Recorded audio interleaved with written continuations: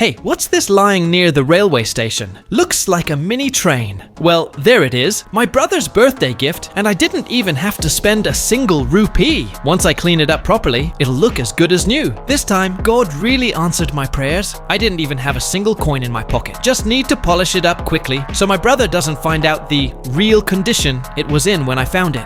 Aditya Paya, how long will we keep managing with these makeshift solutions? You're educated, why don't you get a job so you can give your little brother a real new toy? Don't worry, Chanda. I've started a YouTube channel now. We'll make videos too, and one day we'll make it big. If you're watching this video, that means you're one of us. Please like the video, subscribe to the channel, and don't forget to comment. Love you, Papa.